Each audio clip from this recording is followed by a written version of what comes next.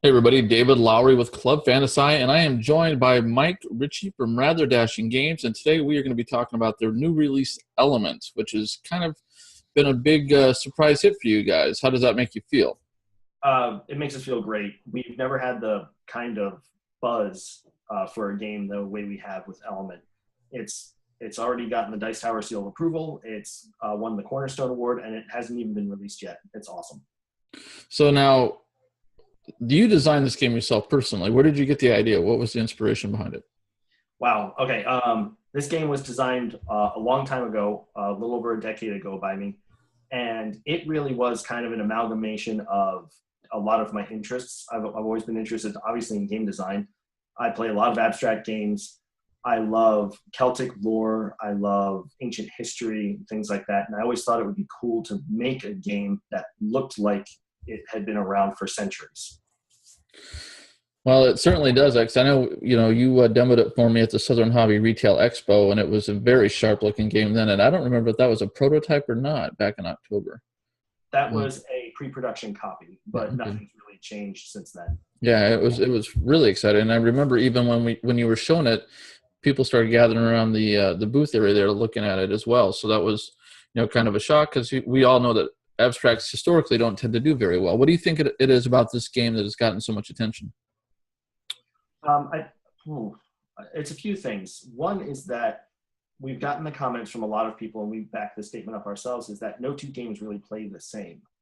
And there is a little bit of luck involved, which is different for an abstract, but there's not enough luck to mitigate strategy. It's really whatever you draw, you have options.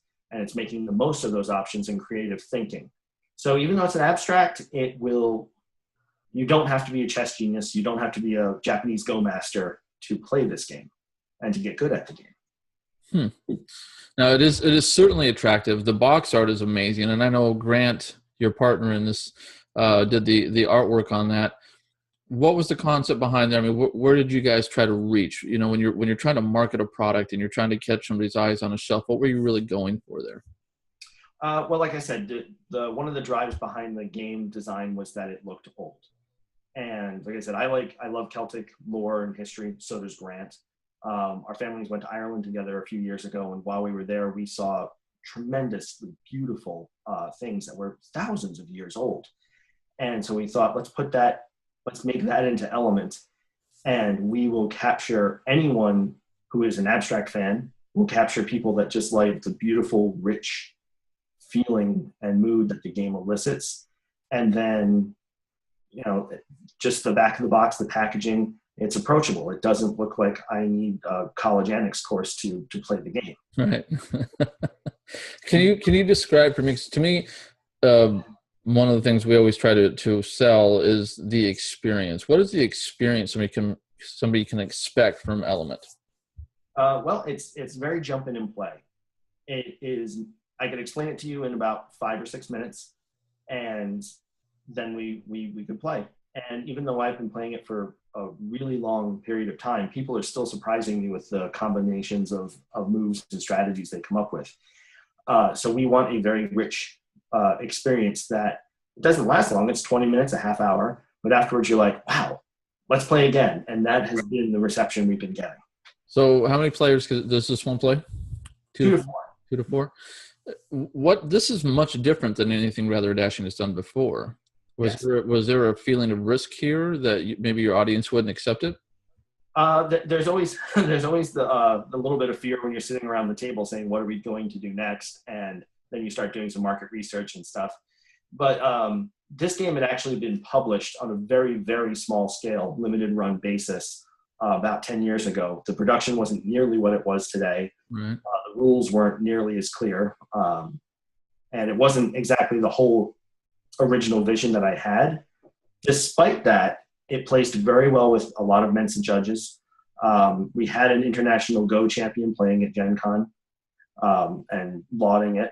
And then so after that print run, it sat on the shelf for years, and I got the rights back, and I brushed it off and made it better. And even though there was that fear of risk, everyone involved with Rather Dashing in the decision-making process was just like, this is too good to just keep in the bottle. We got to get it out.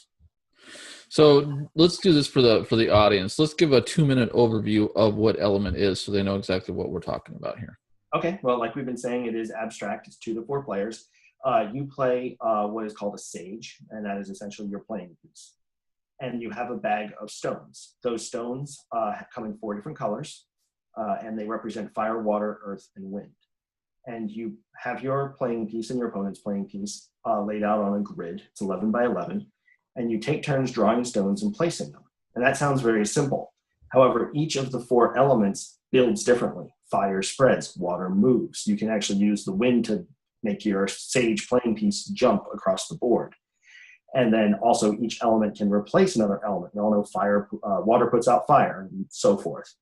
So knowing these interactions, knowing how each element interacts both with the sage and with each other, allows for some very dynamic gameplay. So what you do is, as you place these stones and you move them around the board, you eventually will hopefully encircle your opponent where they can't move. And that will get your victory. So what is, you think, the most often thing you hear from the people that play the game for the first time? That is not as complicated as I thought it was going to be. Well, that's something when you're talking about an abstract right there. Yeah. So Yeah. absolutely. So now, this is available currently in retail? March 1st. March 1st. Oh, it just got into our warehouse a couple days ago. We're in the process of getting it to distributors and all that set up, but it's out for March 1st. And it's going to be in most retail stores, I'm assuming, or they can buy it off the website?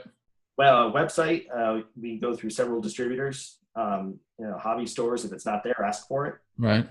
Absolutely. And that is important, folks. If you don't see it, please do ask for it from your favorite local game store for sure.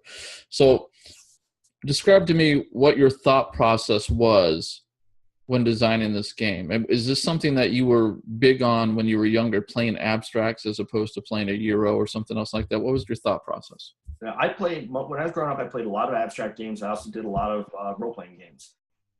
Didn't really get into the Euro games just because I wasn't exposed to them till a little bit later in life. So I guess it makes sense that where I started in my design career was coming up with dungeon crawls and various types of abstracts. So this was just a kind of a culmination of my life experience up to that point. And, the self-deluded thing of, hey, being a game designer is easy. Right.